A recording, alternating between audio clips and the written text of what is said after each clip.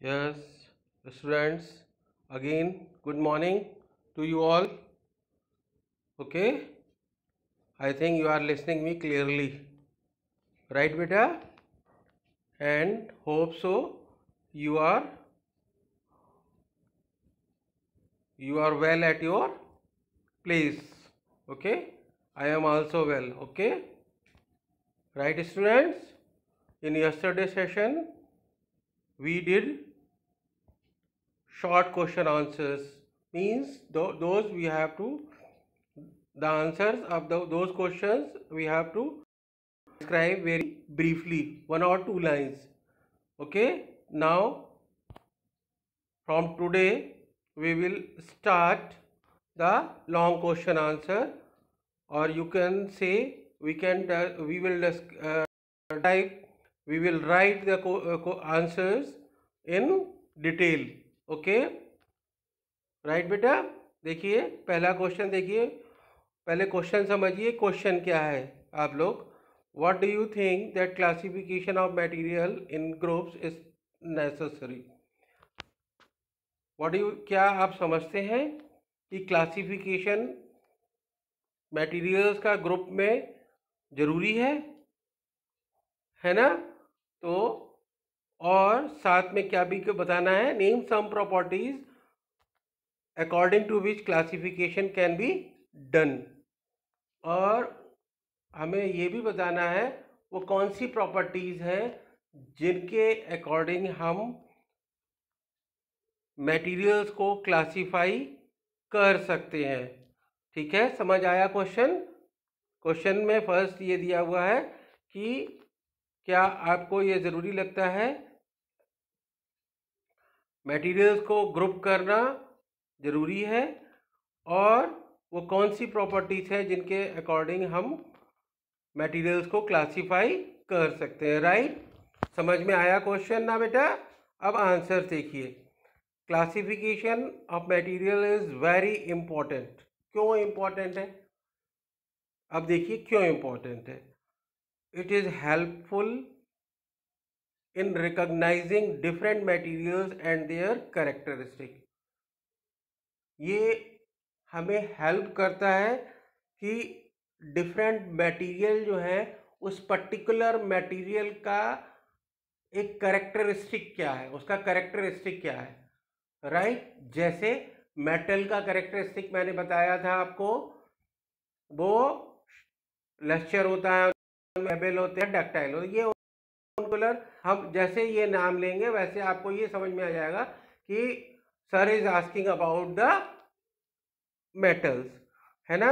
और जैसे ही हम कहेंगे ब्रिटल है या नॉन लस्टरस है, तब आप बिल्कुल समझ जाओगे ये नॉन मेटल्स है ना. तो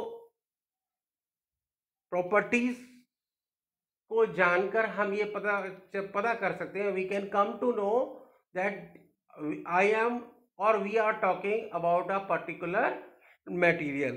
एक तो इसका सबसे बड़ा रीज़न ये है, और दूसरा रीज़न ये है becomes easier to locate them. और हमें कहाँ पे इनको यूज़ करना है, हमको इनको कहाँ पे यूज़ करना है, उनको लोकेट करना है, इनका कहाँ पे यूज़, उसके प्रॉपर्टी के अकॉर्डिंग हमने जब एक्सप्लेन किया था तब भी ये बताया था. तो उसके प्रॉपर्टी जो उसके अंदर मटेरियल के प्रॉपर्टी हैं, जैसे कि हमने बताया था आपको कि वायर्स जो हैं वो किनके बने होते हैं, कॉपर और मेटल्स के ही, या एल्युमिनियम के बने होते हैं. तो क्यों? क्योंकि उनमें प्रॉपर्टी होती है कंडक्टिविटी की, वो अच्छे कंडक्टर होते, they are good conductor of electricity. तो हमें मालूम पड़ गया कि इनको कहाँ पे हमने यूज़ करना है. समझ आया बेटा? ऐसे ही मेटल्स जो होती हैं वो यूज़ की जाती है as a utensils to cook the food. So because they are good conductor of heat also, वो हीट के अच्छे कंडक्टर है. तो हमें पता चल जाएगा कि हमें इन मेटल्स का यूज़ हमने कहाँ करना है. दूसरा सबसे इम्पोर्टेंट पॉइंट. और तीसरा पॉइंट है study of material also becomes easy. और हमें मटेरियल्स के बारे में स्टडी करना भी इजी हो जाएगा। जब different material those which are having same characteristic, same properties we will group, तो हम उनको बहुत सारे एक जगह आ जाएंगे एक ग्रुप में, फिर और बहुत सारे एक दूसरे ग्रुप में होंगे, दूसरे तीसरे एक ग्रुप में होंगे, तो हमें इजी हो जाएगा। अदरवाइज वन बाय वन अगर हम मटेरियल को जाएंगे तो इट विल, क्योंकि मिलियन बिलियंस मटेरियल्स हैं अराउंड अस, है ना, तो उनको स्टडी करना it will not be easier to us. ठीक है, तो ये 3 मेन क्लासिफिकेशन इसीलिए मटेरियल्स का बहुत बहुत इम्पोर्टेंट है। तो पहले क्वेश्चन का आंसर आ गया, what do you think that classification of material into group is necessary, क्यों जरूरी है, सबसे इंपॉर्टेंट पॉइंट। अब दूसरे क्वेश्चन का आंसर देखिए, कौन सी वो प्रॉपर्टीज है, नेम सम प्रॉपर्टीज जिनके अकॉर्डिंग हम उनको क्लासीफाई कर सकते हैं।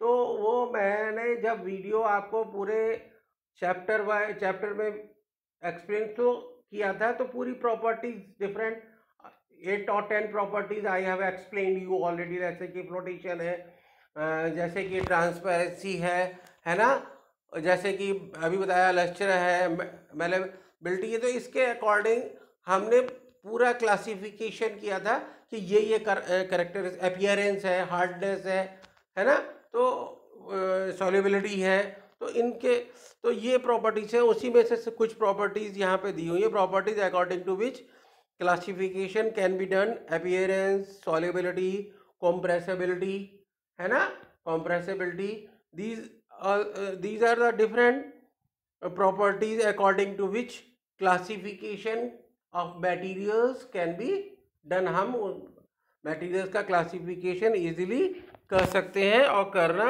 चाहिए। नेक्स्ट क्वेश्चन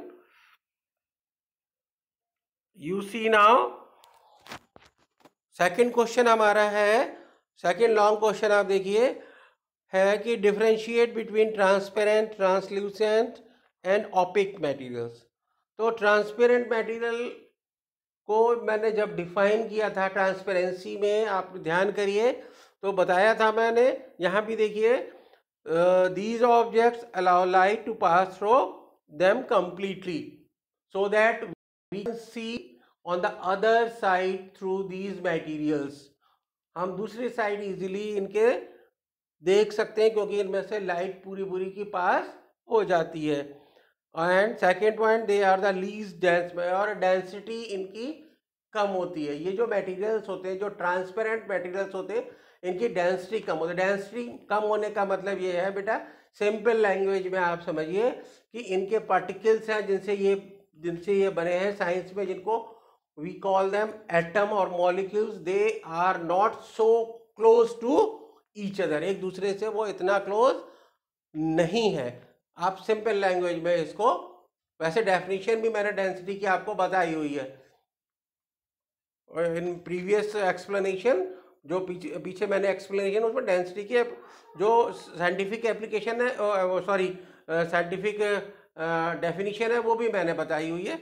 सिंपल वे में आप इसको ऐसे कह सकते हैं, डेंसिटी को ऐसे। तो इसके एग्जांपल हैं, ग्लास है, वाटर है, एयर के थ्रू हम देख सकते हैं। क्लियर वाटर, आप कैसे वाटर की जगह आप यहाँ क्लियर वाटर कर सकते हैं, और ग्लास। Next, translucent. ट्रांसल्यूसेंट क्या है? They allow the light to pass through them partially. Partially means only some of the light pass through these material.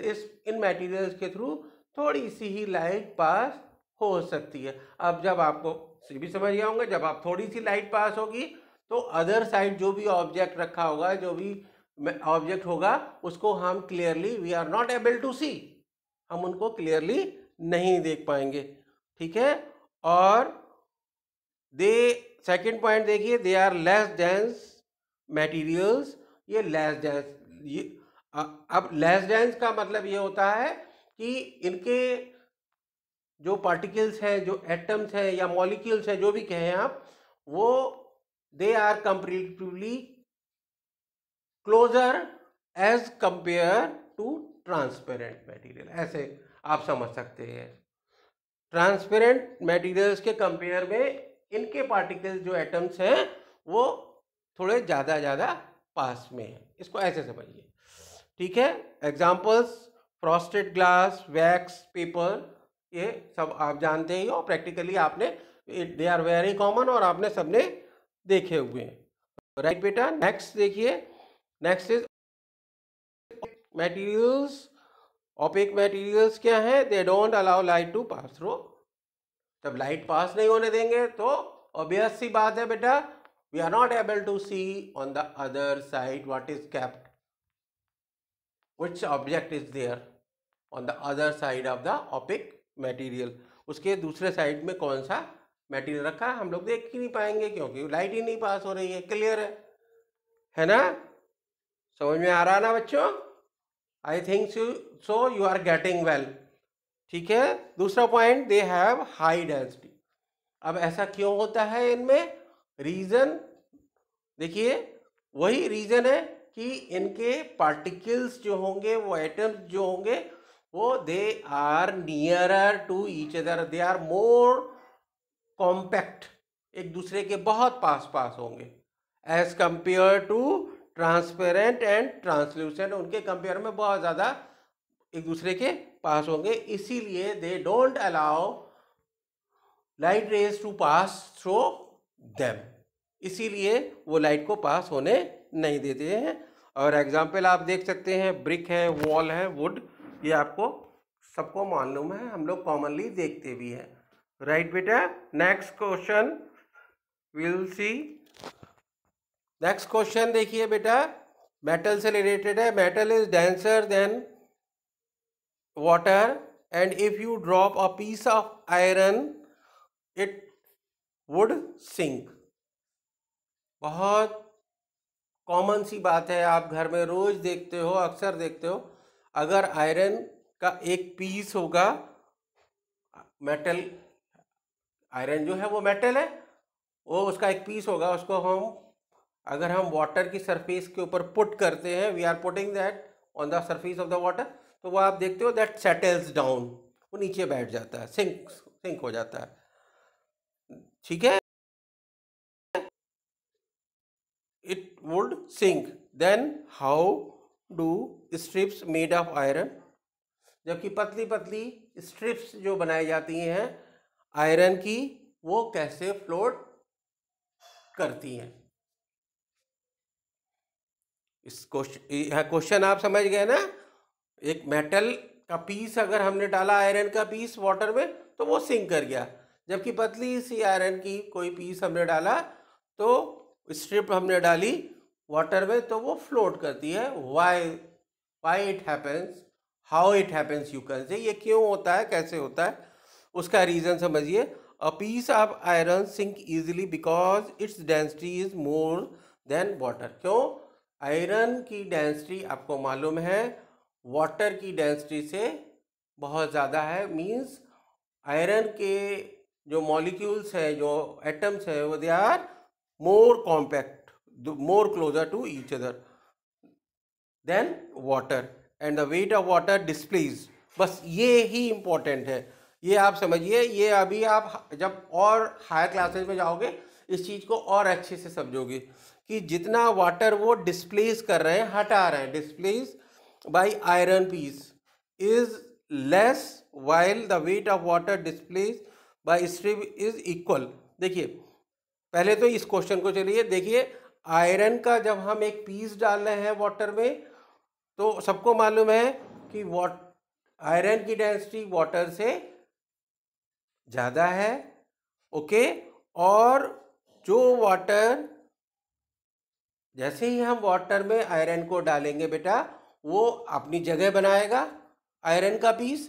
तो वो जगह बनाने के लिए क्या होगा, जगह कहाँ से बनाएगा? वाटर में तो जगह बनाएगा, तो वो वाटर को थोड़ा हटाएगा, डिस्प्लेस करेगा।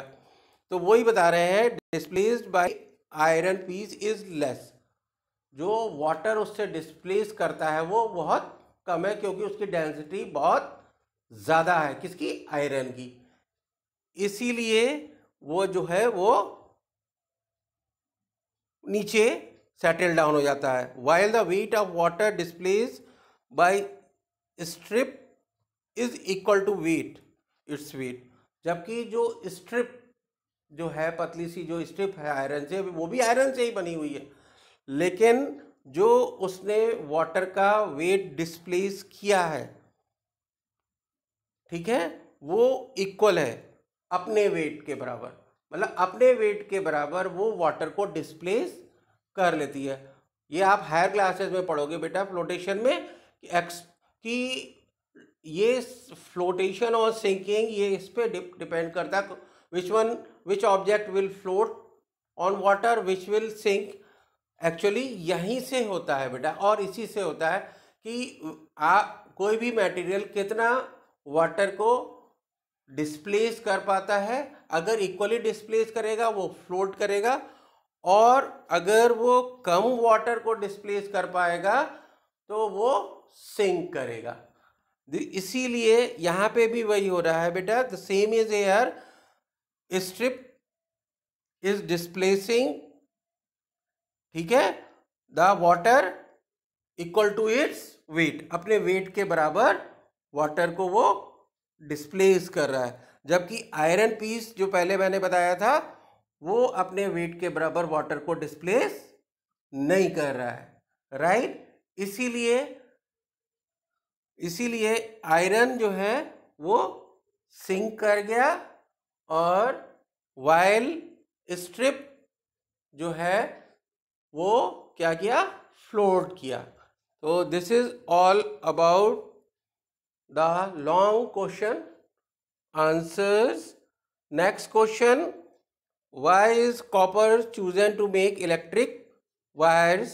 Will you use silver for same purpose? Electric wires के लिए हम कॉपर का यूज क्यों करते हैं?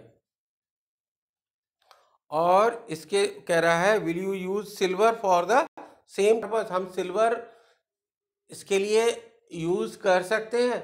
देखो बेटा, I have explain this also during my explanation of the topic of the conductivity. Conductivity जब मैं पढ़ा रहा था, आपको समझा रहा था, तब भी मैंने आपको बताया था। देखो फिर से मैं समझाता हूँ।